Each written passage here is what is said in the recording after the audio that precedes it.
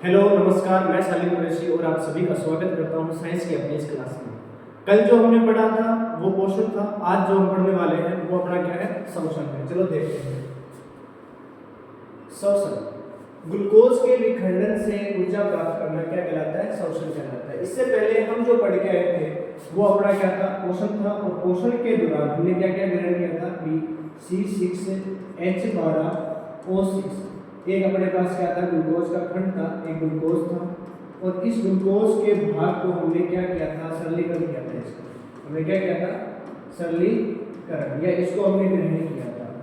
जब हम इसको तोड़ेंगे तो तोड़ने के लिए हमें किसकी आवश्यकता पड़ती है, शोषण की आवश्यकता पड़ती है। तो ग्लूकोज के विखंडन यानी ग्लूकोज को तोड़ना क्या कहलाता है, और तोड़ने के बाद उसे क्या प्राप्त करना, ऊर्जा प्राप्त करना क्या कहलाता है, शोषण।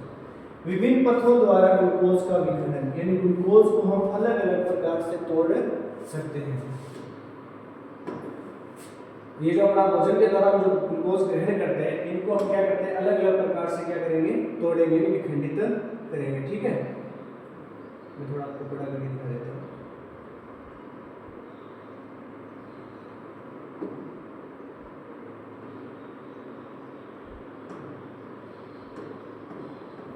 देखो, ये अपने पास है ग्लूकोज,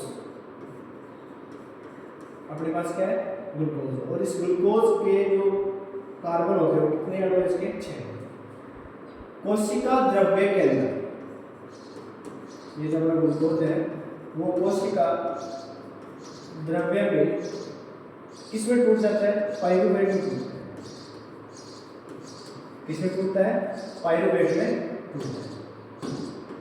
ठीक है, और पाइरूवेट क्या होते हैं, 3 पाइरूवेनी प्लस से अणु होते हैं, प्लस इससे क्या बनती है,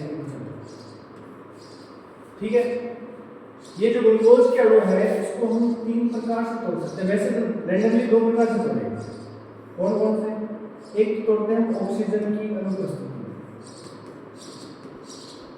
और एक तोड़ते हैं ऑक्सीजन की उपस्थिति में। एक ऑक्सीजन की अनुपस्थिति में और एक ऑक्सीजन की उपस्थिति में। अगर ये ग्लूकोज ऑक्सीजन की उपस्थिति में टूटे, इस शोषण को हम बोलते हैं वायवीय शोषण। क्या बोलते हैं, वायवीय शोषण। और यदि ये जो ग्लूकोज है वो अगर ऑक्सीजन की अनुपस्थिति में, इसे बोलते हैं अवायवीय शोषण। इसे क्या बोलते हैं, अवायवीय शोषण। वायवीय शोषण जो होता है वो कहाँ संपन्न होता है, माइटोकॉन्ड्रिया में। कहाँ संपन्न होगा, माइटोकॉन्ड्रिया में संपन्न। ऑक्सीजन की उपस्थिति में अगर ग्लूकोज का विखंडन होता है वो किसमें होता है, कोशिका द्रव्य। कोशिका द्रव्य, समझ गए। यानी अगर ग्लूकोज है, ग्लूकोज का अगर विखंडन ऑक्सीजन की अनुपस्थिति में होता है तो क्या बोलते हैं इसे, अवायवीय शोषण। कहाँ संपन्न होगा, कोशिका द्रव्य के अंदर संपन्न होता है। ग्लूकोज है वो अगर ऑक्सीजन की उपस्थिति में, तो इसे बोलते हैं वायवीय शोषण। कहाँ संपन्न होता है, माइटोकॉन्ड्रिया के अंदर संपन्न होता है। ये जो ऑक्सीजन की अनुपस्थिति में जो होता है ये इष्ट जैसे जीव होते हैं। ये इष्ट जैसे जीव जो एककोषीय जीव होते हैं, ये क्या करते हैं कि इस ग्लूकोज को किसमें तोड़ देंगे, एथेनॉल में तोड़ देंगे। इसे किसमें तोड़ेंगे, एथेनॉल। प्लस से कार्बन डाइऑक्साइड प्लस क्या बनती है, ऊर्जा बनती है। ये जो एथेनॉल होता है इसका उपयोग किया जाता है शराब और बियर बनाने में। कहाँ किया जाता है, शराब और बियर में। ये तुम कह सकते हैं इष्ट का उत्पादन कहाँ करते हैं, अल्कोहल के उत्पादन में। तो इष्ट का उत्पादन का उपयोग कहाँ किया जाता है, अल्कोहल के उत्पादन में। इसमें ये जो ऊर्जा बड़ी है ये किसके कितने बनती है, 24 एटीपी। एटीपी का फुल फॉर्म होता है एडिनो ट्राईफॉस्फेट। ये एक ऊर्जा की क्या है, यूनिट है। दूसरा है माइटोकॉन्ड्रिया के अंदर, माइटोकॉन्ड्रिया में जो संपन्न होने वाला शोषण है वो कौन सा होता है, वायवीय शोषण। इसमें जो ग्लूकोज टूटता है वो किसमें टूटता है, कार्बन डाइऑक्साइड प्लस से जल और प्लस किसमें टूटता है, ऊर्जा। इसमें जो ऊर्जा टूटती है वो कितने में होते हैं, 36 से 80। तो अपन पढ़ रहे हैं ग्लूकोज शोषण पढ़ रहे हैं। शोषण का मतलब होता है ग्लूकोज के विखंडन से प्राप्त ऊर्जा, और विभिन्न पथों के द्वारा हम क्या करते हैं, ग्लूकोज का विखंडन करते हैं। ग्लूकोज है वो कोशिका द्रव्य में जाता है, कोशिका द्रव्य में पाइरूवेट में टूटता है, और पाइरूवेट में टूटने के बाद हम इनको दो भागों से और आगे विभाजित कर सकते हैं। एक होता है ऑक्सीजन की अनुपस्थिति में, एक होता है ऑक्सीजन की उपस्थिति में। इंपॉर्टेंट टॉपिक है बेटा ये। ऑक्सीजन की अनुपस्थिति में होने वाला शोषण कहलाता है एबाइनरी शोषण, और ये शोषण कहाँ संपन्न होता है, कोशिका द्रव्य में संपन्न होता है। ऑक्सीजन की उपस्थिति में होने वाला शोषण कहलाता है बाह्य शोषण, और ये कहाँ संपन्न होता है, माइटोकॉन्ड्रिया। इष्ट जैसे जो जीव होते हैं वो क्या करते हैं, इस ग्लूकोज को एथेनॉल में बदल देते हैं, कार्बन डाइऑक्साइड बनाते हैं तथा साथ में ऊर्जा निकलती है। और ये जो ऊर्जा निकलती है वो कितनी एटीपी निकलती है, 24 एटीपी। तो वायवीय श्वसन के दौरान ऊर्जा कितने रूप में निष्कासित होती है, या कितने रूप में उत्सर्जित होती है, 24 एटीपी। इस एथेनॉल का उपयोग कहाँ किया जाता है, शराब और बियर बनाने में। अगला है ऑक्सीजन की उपस्थिति में। ऑक्सीजन की उपस्थिति में जो शोषण होता है उसमें कार्बन डाइऑक्साइड बनता है, जल बनता है, साथ में ऊर्जा निकलती है, और ये ऊर्जा है वो 36 एटीपी के रूप में, ठीक है। अब एक कई बार क्या होता है कि होता तो सब ऑक्सीजन की उपस्थिति में ही है शोषण, लेकिन उस समय ऑक्सीजन का क्या हो जाता है, अभाव हो जाता है, कमी हो जाती है। जब आप कोई हार्ड वर्क करते हो, परिश्रम करते हो, व्यायाम करते हो, रनिंग करते हो, उस कंडीशन में आप देखते हो कि तुम लगातार दौड़ोगे तो तुम्हारे शरीर के अंदर ऑक्सीजन की क्या होगी, कमी होगी। और ऑक्सीजन की कमी होने के कारण भी आप एक जगह रुकोगे, ऑक्सीजन की कमी होने के कारण जो ग्लूकोज टूटता है वो डायरेक्टली कार्बन डाइऑक्साइड, जल और ऊर्जा में नहीं टूटता है, वो किस में टूटता है, लैक्टिक अम्ल में टूटता है। अब उस ग्लूकोज से हमारे शरीर में ग्लूकोज वो लैक्टिक अम्ल बनता है, और लैक्टिक अम्ल जो होता है वो हमारे मांसपेशियों में जाके जमा हो जाता है, और जिस भाग में ये जमा होता है वहां पर एंठन हो जाती है। वहां पर क्या हो जाती है, एंठन हो जाती है, यानी क्रैम्प आ जाता है, जिसे हम क्रैम्प बोलते हैं। तो देखो ये जो अगर ग्लूकोज है वो ऑक्सीजन का अभाव, और ऑक्सीजन का अभाव कब होता है, जब हम अधिक परिश्रम करते हैं, व्यायाम करते हैं, रनिंग करते हैं, उस कंडीशन में, और ये होता क्या है, पेशी कोशिका के अंदर। उस समय जो अपने क्या बढ़ेगा, लैक्टिक अम्ल बढ़ेगा, क्या बढ़ेगा, लैक्टिक अम्ल बढ़ेगा, प्लस में क्या बढ़ेगी, ऊर्जा। और ये जो लैक्टिक अम्ल है वो हमारे मांसपेशियों में क्या हो जाता है, जमा हो जाता है। ये जो लैक्टिक अम्ल है वो हमारे मांसपेशियों में क्या हो जाता है, जमा हो जाता है, और मांसपेशियों में जमा होने के कारण जमाव हो जाता है, जिसके कारण हमारी क्या हो जाती है, एंठन हो जाती है। और इस एंठन को कम करने के लिए क्या करते हैं, या तो गर्म पानी से मालिश करते हैं, गर्म पानी से नहाते हैं, या फिर तेल से क्या करते हैं, मालिश करते हैं, जिससे वापस क्या हो जाता है, ब्लड का फ्लो स्टार्ट हो जाता है। ये है अपना शोषण। नेक्स्ट देखो शोषण के प्रकार। शोषण के प्रकार, शोषण के कितने प्रकार होते हैं, दो शोषण, एक तो वायवीय शोषण होता है और एक क्या होता है, अवायवीय शोषण। वायवीय शोषण के बारे में पढ़ के हैं, वह शोषण जो किसकी उपस्थिति में होता है, ऑक्सीजन की उपस्थिति में हो। वायवीय शोषण पथ में दोबारा देखो, यह माइटोकॉन्ड्रिया में संपूर्ण होता है, इसमें कार्बन डाइऑक्साइड बनता है, जल बनता है तथा ऊर्जा का निर्माण होता है, और इसमें जो ऊर्जा बनती है वो कितनी एटीपी बनती है, 36 एटीपी, याद रखना। वायवीय शोषण ऑक्सीजन की उपस्थिति में माइटोकॉन्ड्रिया में होता है, क्या बनता है, कार्बन डाइऑक्साइड, जल, ऊर्जा, और इसमें जो ऊर्जा बनती है वो कितनी रूप में मुक्त होती है, 36 एटीपी के रूप में मुक्त होती है। अगला है वायवीय शोषण।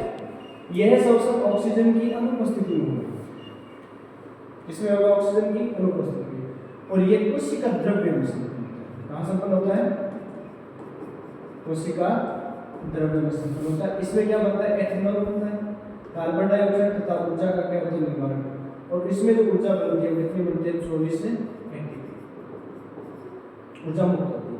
उदाहरण के लिए इष्ट, तो इष्ट जैसे जीव जो होते हैं उसमें कौन सा शोषण होता है, अवायवीय शोषण, और इष्ट का जो उपयोग किया जाता है, जो उत्पादन किया जाता है एथेनॉल के उत्पादन में किया जाता है, इष्ट उत्पादन में एथेनॉल। और मैंने भी बताया था एथेनॉल का जो उपयोग है हम करते हैं शराब बनाने में और अपने बियर बनाने में, ठीक है।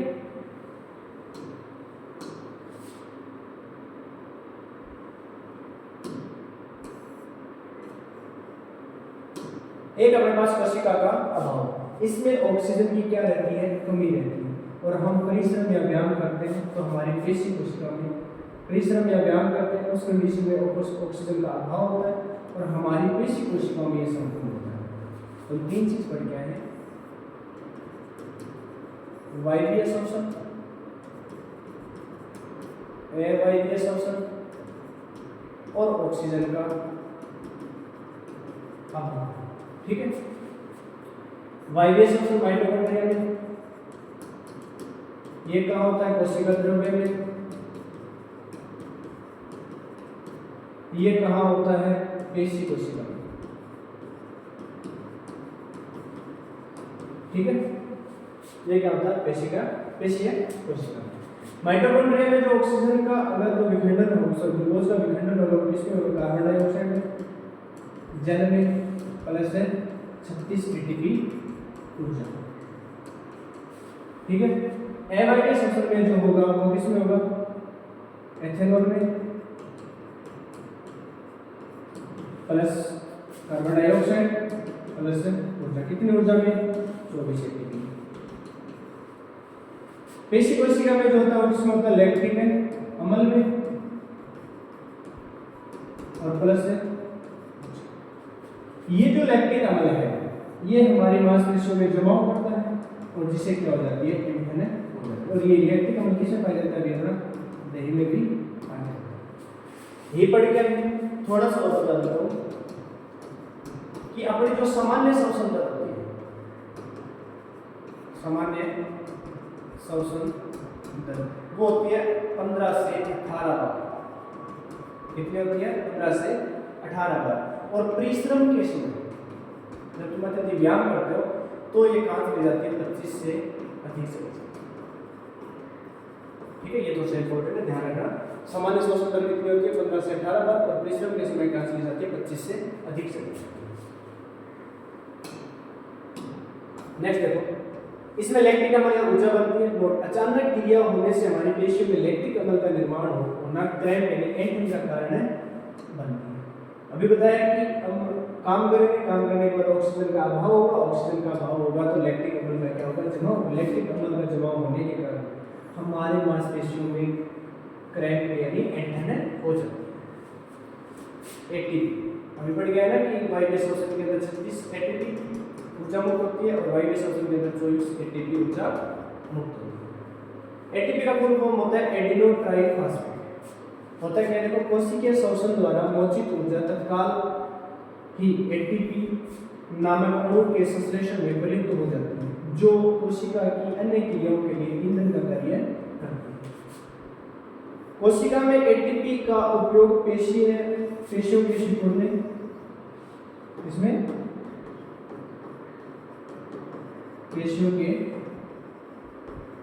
सिकुड़ने, प्रोटीन संश्लेषण, तंत्रिका अवयव का संचरण आदि अनेक क्रियाओं के लिए किया जाता है।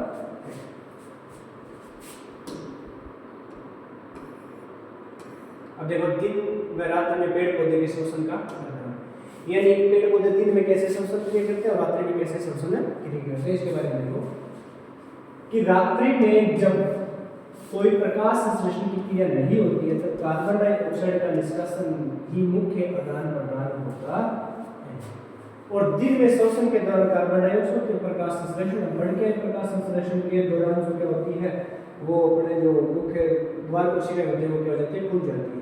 तो श्वसन के दौरान कार्बन डाइऑक्साइड प्रकाश संश्लेषण में प्रयुक्त हो जाती है, अतः कोई कार्बन डाइऑक्साइड नहीं निकलती और इस समय ऑक्सीजन का निकलना मुख्य घटक है।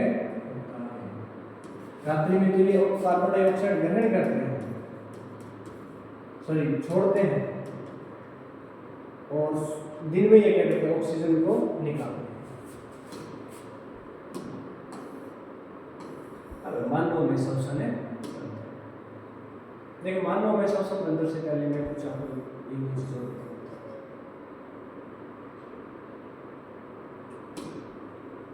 अन्य जीवों में श्वसन देखो, कॉकरोच होते हैं,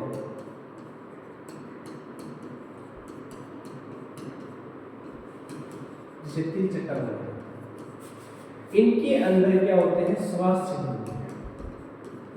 क्या होते हैं? श्वास छिद्र। या हम बोल सकते हैं वात रंध्र, वात रंध्र पाए जाते हैं। ठीक है, शरीर में क्या पाए जाते हैं? वात रंध्र पाए जाते हैं। तो ये इन वात रंध्रों के द्वारा क्या करता है? श्वसन करता है। मछली जो होती है, मछली में पाए जाते हैं गिल, यानी क्लोम पाए जाते हैं, क्लोम या फिर गिल पाए जाते हैं। इसमें फेफड़े नहीं पाए जाते। तो मछली जो है वो क्लोम और गिल के द्वारा क्या करती है?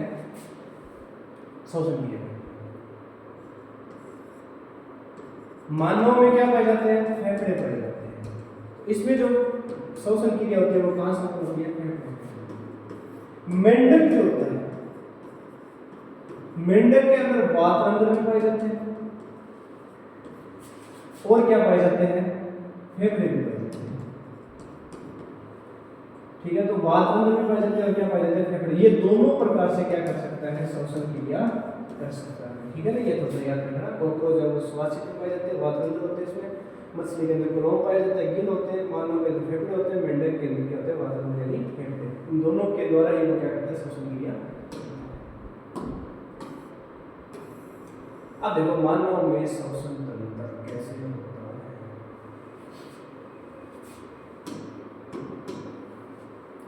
मानव शरीर के वे अंग जिसमें श्वसन क्रिया संपन्न होती है। श्वसन तंत्र के भाग होते हैं, एक तो नासाद्वार होता है, ग्रसनी होती है, कंठ होता है, श्वास नली होती है, श्वसनी होती है, श्वसनिका होती है, जिससे फिर बाद में फुफ्फुस में जाते हैं, कुपिका कोश में, और उसके बाद ये कहाँ चले जाते हैं? रुधिर वाहिकाओं में ही आगे के अंदर ये चले जाते हैं। ठीक है,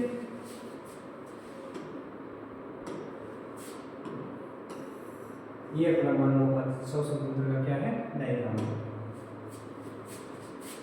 ये नासाद्वार है, ये ग्रसनी है, ये इसके क्या है? कंठ है, ये श्वास नली है, ये उपास्थि बल्ले है, और ये जो तुम्हें दिखाई दे रही है, ठीक है ना, इसे बोलते हैं श्वसन। ये अपनी श्वसनी है। ठीक है, और ये जो तुम्हें दिखाई दे रहा है फुफ्फुस का मतलब फेफड़े, ये फेफड़े हैं, ये पसलियां हैं जो इन फेफड़ों को क्या करती है? सुरक्षित करती है। ये अपना डायफ्राम है, संकुचित होता है, कभी सिकुड़ता है, कभी स्थिर हो जाता है, और ये अपनी श्वसनी क्या है? इसमें कुपिका कोश पाया जाता है। ये जो तुम्हें दिखाई दे रहा है ये संरचना है, ये जो संरचना है दिखाई दे रही है, इसे क्या बोलते हैं? कुपिका कोश बोलते हैं। ये संरचना होती है कुमार जैसे। अब देखो टोटली ये आपके पास डायग्राम है। अब इसके बारे में डिटेल से हम इनकी व्याख्या को देखते हैं। क्रिया विधि। मनुष्य के शरीर के अंदर वायु नासाद्वार द्वारा जाती है। ठीक है ना, ये मैंने बताया था। सामान्य श्वसन कितनी होती है? 15 से 18 बार, और अधिकतम कितनी हो सकती है? 18 से 25 बार, और इससे फिर ज्यादा हो जाएगा। फिर तुम्हें पता ही है ऊपर की तरफ हम क्या करेंगे? गति करेंगे। ठीक है,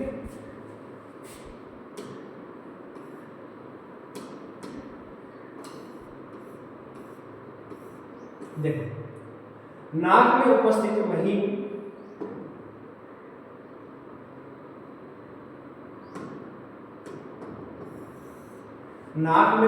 महीन बाल व श्लेष्मा वायु के साथ अंदर जाने वाली अशुद्धियों को रोक लेती है, और ये अशुद्धियां परागकण, धूल, मिट्टी, जीवाणु, राख आदि हो सकती है। देखो अपने जो नासाद्वार होते हैं, नासाद्वार के अंदर छोटे छोटे महीन क्या पाए जाते हैं? बाल पाए जाते हैं, और ये जो बाल होते हैं वो क्या करते हैं? अशुद्धियों को रोक लेते हैं एक ही जगह पर, क्योंकि इसमें अशुद्धियां कौन कौन सी? परागकण होते हैं, धूल कण होते हैं, मिट्टी के कण होते हैं, जीवाणु होते हैं, राख होते हैं, हो सकती है। ये अगर हमारे फेफड़ों के अंदर चली जाए तो फेफड़ों में इन्फेक्शन होने का डर रहता है। फेफड़ों में क्या रहता है? इन्फेक्शन होने का डर रहता है। इस कारण हमारे नाक के अंदर क्या पाए जाते हैं? महीने बाल पाए जाते हैं और श्लेष्मा पाए जाते हैं। ये क्या करती है? उस वायु के द्वारा आने वाले जो भी धूल के कण उनको वहीं रोक लेते हैं। इसके बाद में जो वायु है वो कहाँ जाती है? ग्रसनी के अंदर। यह श्वसन व पाचन तंत्र के लिए समान मार्ग है। ये जो तुम्हें बाहर दिखाई दे रहा है ना, ये दोनों के लिए क्या रहता है? समान भाग होता है।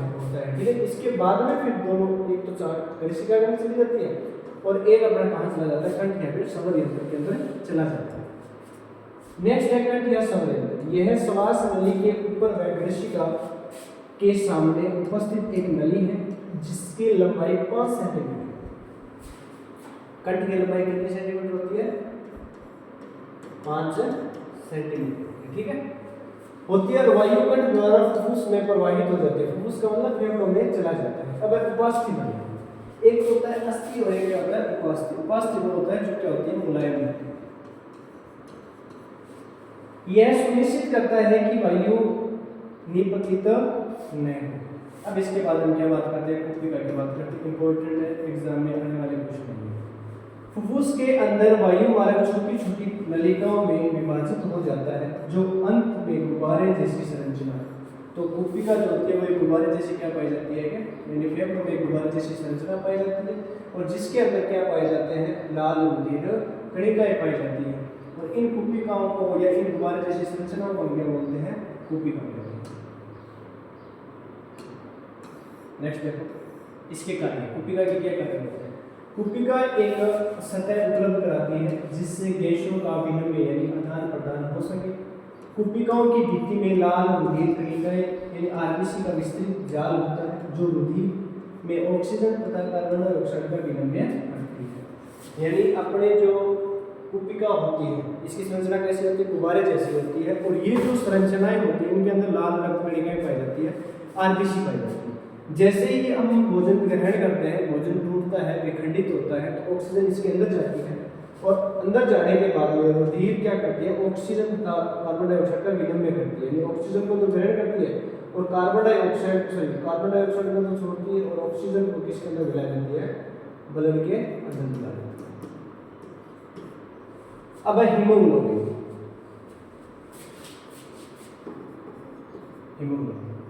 मानव श्वसन वर्णक हीमोग्लोबिन है जो ऑक्सीजन के उच्च बंधुता रखता है। ऑक्सीजन के साथ क्या रखता है, उच्च बंधुता रखता है। एचबी यानी हीमोग्लोबिन की कमी से एनीमिया होता है। ये याद रखना, एनीमिया का मतलब होता है खून की कमी, खून की कमी। तो हीमोग्लोबिन के कारण कौन सा रोग होता है, एनीमिया रोग होता है। यह वर्णक आरबीसी में उपस्थित होता है और ये जो रक्त है उसको लाल रंग में प्रदान करता है। याद रखना, लाल रंग प्रदान करेगा रंग किसको, रक्त को, और साथ में ये ऑक्सीजन का क्या करता है, वहन करता है हीमोग्लोबिन, ठीक है। और इसकी कमी से कौन सा रोग होता है, एनीमिया रोग। कौन सा रोग होगा, एनीमिया रोग। कार्बन डाइऑक्साइड जल में अधिक विलय होने के कारण इसका परिवहन हमारे रुधिर में विलय अवस्था में होता है, ठीक है। ये याद रखना कि जो कार्बन डाइऑक्साइड है वो जल में अधिक विलय होने के कारण इसका जो परिवहन है वो हमारे शरीर में कैसे होता है, विलय अवस्था में होता है। नेक्स्ट है धूम्रपान स्वास्थ्य के लिए किस प्रकार हानिकारक है। देखो कहने वाले तो नहीं कहेंगे पर फिर भी होता है हानिकारक, ठीक है ना, क्योंकि श्वास नली के ऊपरी हिस्सों में, श्वास नली के ऊपरी हिस्से में छोटी छोटी बालों जैसी संरचनाएं होती हैं जिन्हें सीलिया कहते हैं। अपना जो ये श्वास नली है, श्वास नली के ऊपरी हिस्से में छोटे छोटे क्या पाए जाते हैं, बाल पाए जाते हैं, महीने के बाल पाए जाते हैं। और इन संरचनाओं को, इन बालों को क्या बोलते हैं, सीलिया बोलते हैं। ये सीलिया सांस के दौरान अंदर जाने वाली वायु से रोगाणु, धूल और हानिकारक कणों को हटाने में क्या करती है, मदद करती है।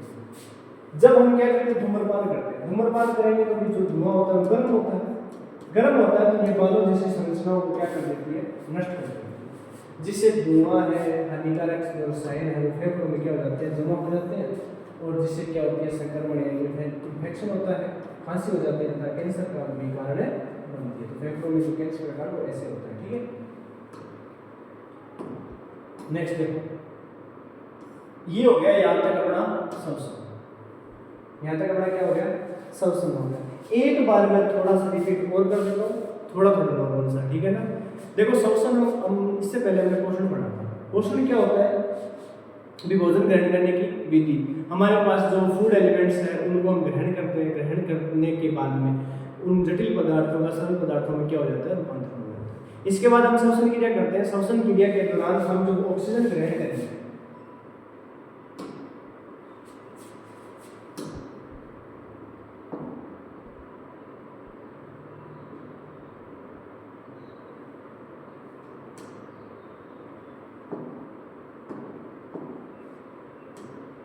श्वसन पढ़ रहे हैं, ठीक है। मैं थोड़ा जो हमने पढ़ा है उसके बारे में थोड़ा डिटेल से बता देता हूँ। श्वसन है, श्वसन क्या करती है कि ग्लूकोज जो हम ग्रहण किया हमने, उस ग्लूकोज का क्या करेगी, विखंडन करेगी, ठीक है। और विखंडन करने से इसे क्या प्राप्त होगी, हमें ऊर्जा प्राप्त होगी। ये जो ऊर्जा है, ये जो अपना ग्लूकोज है, वो 3 प्रकार से बनता है। एक तो टूटता है ऑक्सीजन की उपस्थिति में, ऑक्सीजन की उपस्थिति में। एक टूटता है ऑक्सीजन की अनुपस्थिति में, ऑक्सीजन की अनुपस्थिति में। और एक टूटता है ऑक्सीजन का अभाव। एक कंडीशन ऐसी होती है जिसमें ऑक्सीजन का क्या होता है, अभाव। श्वसन, अगर सामान्य श्वसन दर की मैं बात करूं, सामान्य श्वसन दर की अगर मैं बात करूं तो वो होती है 15 से 18, ठीक है।